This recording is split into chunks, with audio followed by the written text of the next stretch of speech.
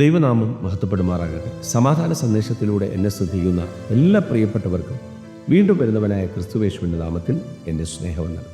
അപ്പോസ്തല പ്രവൃത്തികളുടെ പുസ്തകം 4-ാം അധ്യായം അതിൻ്റെ 13 മുതലുള്ള ഭാഗങ്ങളിൽ അവർ പത്രോസിൻ്റെയും യോഹന്നാൻ്റെയും ധൈര്യം കാണുകയാലും ഇവർ പഠിപ്പില്ലാത്തവരും സാമാന്യരുമായ മനുഷ്യരെന്ന് ഗ്രഹിക്കുകയാലും ആശ്ചര്യപ്പെട്ടു.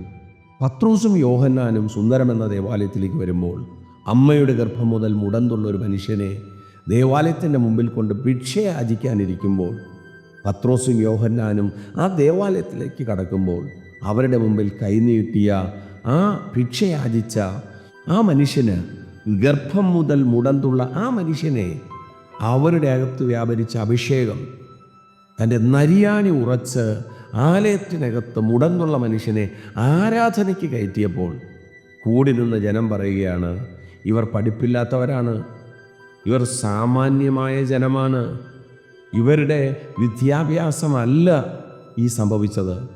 അവിടെ പറയുന്നുണ്ട്, സാമാന്യരായ മനുഷ്യർ എന്ന് ഗ്രഹിക്കാലും ആശ്ചര്യപ്പെട്ടു.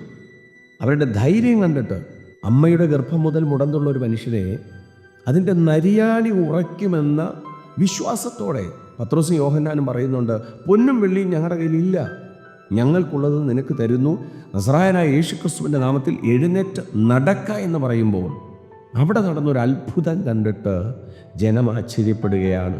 പ്രിയരെ, ലോകത്തിൻ്റെ അറിവോ ലോകത്തിൻ്റെ സിസ്റ്റങ്ങളോ ലോകത്തിൻ്റെ സമ്പ്രദായങ്ങളോ ഒന്നും തന്നെ ദൈവസന്നിധിയിൽ ഒന്നുമല്ല എന്ന് മനസ്സിലാക്കത്തക്ക നിലയിൽ ധന്യനായ പൗലോസ് കൊരിന്ത്യ സഭയ്ക്ക് ലേഖനം എഴുതിയപ്പോൾ ആത്മാവിൽ എഴുതി, ജ്ഞാനി എവിടെ, ശാസ്ത്രി എവിടെ, ഈ ലോകത്തിൻ്റെ താർക്കികൻ എവിടെ?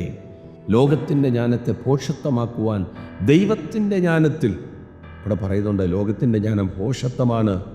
നമുക്കൊത്തിരി വിദ്യാഭ്യാസമുള്ളവർ കാണും, പഠിപ്പുള്ളവർ കാണും, തെറ്റല്ല. നമ്മുടെ വിദ്യാഭ്യാസവും പഠിപ്പും കണ്ടിട്ടല്ല ദൈവപ്രവൃത്തി വെളിപ്പെടുന്നത്. ഇവിടെ പറയുന്നു, അവർ സാമാന്യമായ ജനമാണ്.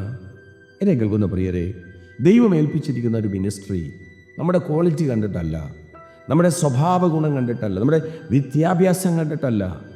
കർത്താവിൻ്റെ അഭിഷേകത്തെ ഈ കൂടാരത്തിലേക്ക് പകരുവാൻ ഇഷ്ടം തോന്നിയിട്ട്, പ്രസാദം തോന്നിയിട്ട് ദൈവം ദാനമായിട്ട് തന്നതാണ് എന്നറിഞ്ഞ് അതിനകത്ത് ലഭിച്ച ദാനത്തിനകത്ത് ഒരു വിശ്വസ്തത പുലർത്തി ഈ ജനം ആശ്ചര്യപ്പെട്ട് നിൽക്കുന്നത് പോലെ പട്ടണത്തെ കീഴ്മേൽ മറിക്കുന്ന ഒരു അഭിഷേകവുമായിട്ട് സഞ്ചരിക്കുന്ന അപ്പോസ്തലന്മാരെ കണ്ട് ജനം ആശ്ചര്യപ്പെടുമ്പോൾ അവരുടെ നടുവിൽ ദൈവങ്ങളാകാൻ നിൽക്കാതെ, മറക്കരുത് പ്രിയരെ, അവരുടെ നടുവിൽ ദൈവങ്ങളാകാൻ നിൽക്കാതെ തങ്ങളും മനുഷ്യരെന്ന് പറഞ്ഞ് അവരുടെ ഇടയിലേക്ക് ചാടിയിറങ്ങി ദൈവത്തെ മഹത്വപ്പെടുത്തി 40 വയസ്സ് പ്രായമുള്ള ഈ മനുഷ്യനെ നരിയാണി ഉറയ്ക്കാൻ സഹായിച്ചത് ദൈവമെന്ന് ജനത്തിൻ്റെ നടുവിൽ തെളിയിച്ചതുപോലെ ഈ സന്ദേശം കേൾക്കുമ്പോൾ നമ്മുടെ ജീവിതത്തിനകത്ത് ദൈവം ഫില്ല് ചെയ്തിരിക്കുന്ന അഭിഷേകത്തെ തിരിച്ചറിഞ്ഞ് അനേകർക്ക് പ്രയോജനമുള്ള ആശ്വാസമുള്ള വ്യക്തികളായി അവസാനം വരെ പോരാടി ജയിപ്പാൻ ദൈവം കൃപ ചെയ്യട്ടെ.